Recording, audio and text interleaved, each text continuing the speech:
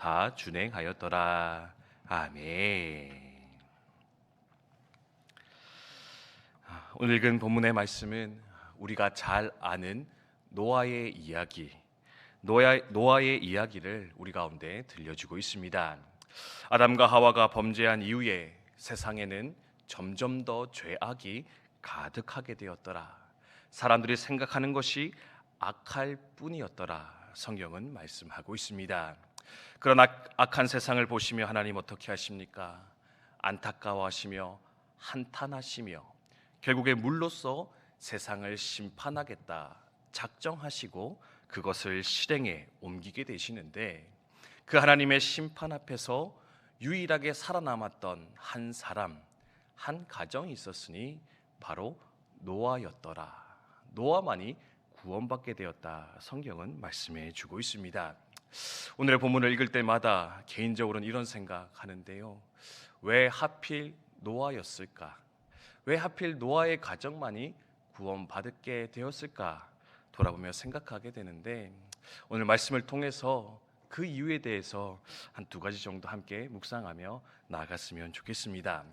어쩌면 우리가 잘 아는 것이고 당연한 내용일지 모르겠지만 또한 잘 실천하지 못하며 사는 그 두 가지인 것 같은데요. 이 아침 마음에 잘 새기면서 하나님 이 마음이, 이 고백이 우리 가운데 있게 해주십시오. 함께 하나님 앞에 기도하며 나아갔으면 좋겠습니다. 첫째로 노아가 구원받은 이유가 무엇일까? 바로 하나님의 전적인 은혜였습니다. 하나님의 은혜로 말미암아 그는 구원받은 자였다. 기억하시면 좋겠습니다. 오늘 읽었던 8절의 말씀에 뭐라 이야기를 합니까? 노아가 여호와께 은혜를 입었더라. 노아가 여호와께 은혜 입어 그와 그 가정이 구원받게 되었다. 성경은 분명하게 이야기를 하고 있습니다.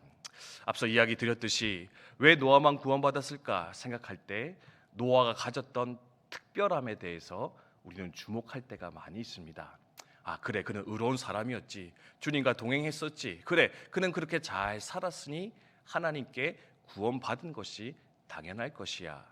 근데요, 성경은 우리에게 그의 특별함에 대해서 이야기하기 전에 그보다 앞서 힘주어 강조하는 것인데, 그것은 바로 하나님께 은혜 입어서 하나님이 특별히 선택해 주시고 사랑해 주시고 하나님께서 먼저 찾아와 주셔서 그를 건져내셨기에 그 또한 구원받고 그리고 인류의 역사를 이어가는 구원의 도구로 쓰임 받을 수 있었는데, 이것을 먼저 잘 기억하는 우리가 되어야 되겠다 가르치며 도전하는 거 볼 수가 있습니다.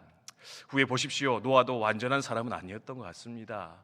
포도를 재배하고 포도주 만들고 그거 먹고 취해서 홀딱 벗고 돌아다니다가 자녀들에게 걸림이 되었던 아버지, 분명히 부족함이 있었던 그가 바로 노아의 인생이었습니다.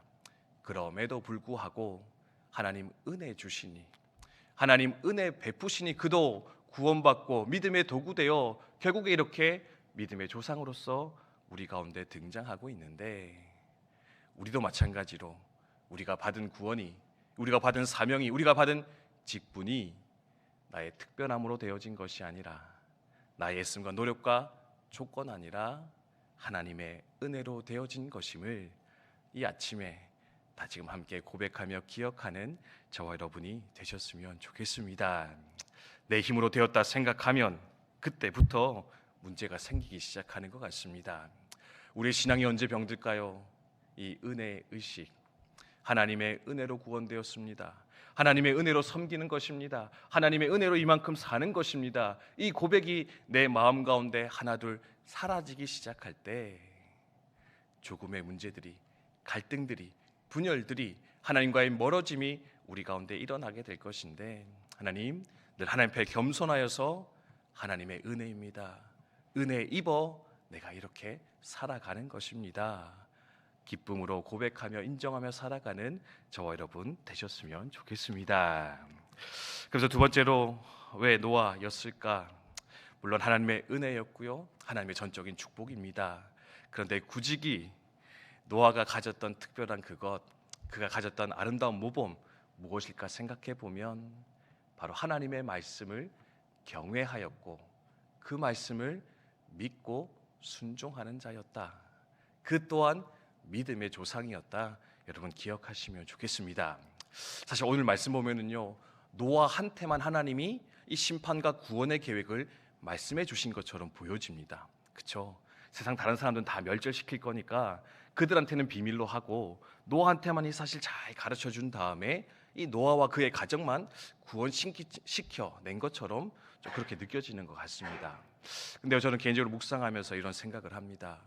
그럼 노아가요, 하나님께 배 지으라는 명령 받고 사실은 아주 오랜 기간 동안 혼자 그 배를 지었었거든요. 그럼 여러분, 산 꼭대기에 배를 짓고 있는데 그 이상한 모습을 보면서 사람들이 노아에게 묻지 않았을까요? 사람들이 노아에게 물어오지 않았을까요? 아니, 너 왜 이런 짓 하냐? 야, 너 왜 이러냐? 뭐 모르는 사람 몰라도 친한 사람들은 와서 적어도 한 번쯤은 물어보고 진지하게 그의 대답을 듣지 않았을까 생각을 하게 됩니다.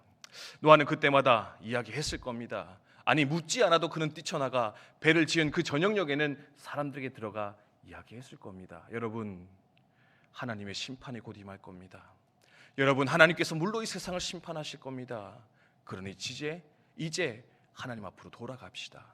이제 하나님 앞에 돌아갑시다. 함께 나와 배를 지읍시다. 함께 하나님의 구원의 계획에, 심판의 계획이 아니라 구원의 계획에 참여하는 우리가 됩시다. 아마 끊임없이 하나님의 말씀을 전하며 나누었을 것입니다. 그런데 세상 사람들 어떻게 합니까? 듣지를 않습니다. 믿지 않습니다. 그러니 그 구원 계획에 참여하지를 않는 겁니다. 그래서 홀로 남았던 사람이 누구냐? 바로 노아와 그의 가정. 유일하게 하나님의 말씀을 하나님의 말씀으로 받고 믿고 그것을 실행했던 그들만이 결국에는 남아 구원에 이르게 된 것이지 않겠는가 돌아보며 생각하면서 결국에 그가 구원받았던 구원의 계획에 참여하는 비결은 바로 하나님의 말씀을 믿고 경외하며 그 앞에 자신의 삶을 내어드렸던 그의 결단이지 않겠는가 생각하게 되는 것입니다. 그래서 히브리서 기자는 히브리서 11장 7절에 이렇게 이야기합니다. 믿음으로 노아는 아직 보이지 않는 일에 경고하심을 받아 경외함으로 방주를 준비하여 그 집을 구원하였으니 이로 말미암아 세상을 정죄하고 믿음을 따르는 의의 상속자가 되었느니라. 아멘. 믿음으로 말씀을 경외했습니다. 그 말씀을 준행하였습니다. 그래서 세상을 심판하고 의의 상속자의 자리에 서게 되었다. 성경은 분명히 말씀하고 있는데, 하나님, 우리도 이 한 해 이 노아가 가졌던 그 하나님 말씀에 대한 경외함이, 믿음이, 그리고 엄중한 순종과 결단이 일어나게 하여 주셔서 말씀의 열매를 또한 이루며 살아가는 우리가 되게 해 주시옵소서. 함께 기도하며 나아갔으면 좋겠습니다. 어제부터 본격적으로 우리 통독 시작했는데요, 말씀 읽는 것도 중요합니다. 하나 읽을 때 이게 맞나 저게 맞나 의심하는 마음이 아니라, 판단하는 마음 아니라 경외하심으로 믿음으로 받아 누리게 되시기를 주님의 이름으로 축원드립니다. 요즘 얼마나 좋은 설교들 많습니까? 저 같은 목사, 이렇게 좀 시지부지한 목사들 말고 유튜브만 들어가면은요, 훌륭한 목사님들의 말씀, 설교 언제든지 들을 수 있고 누릴 수 있는 시대가 되었습니다. 근데요, 이 말씀의 홍수 시대에서도요, 그 말씀을 그냥 듣기 좋은 곳으로 듣고 흘려보내면 아무 소용이 없을 것인데, 그냥 자기 만족으로 끝내면 아무 소용 없을 것인데, 언제나 믿음으로 경외함으로 받아서 노아와 같이 죄악으로 가득 채워져가는 이 세상 가운데 하나님의 구원의 계획, 그 역사를 이루어 가시는 우리 국방대학교 성도님들 다 되시기를 주님의 이름으로 축복드립니다. 주신 말씀 기억하며 함께 기도했으면 좋겠습니다.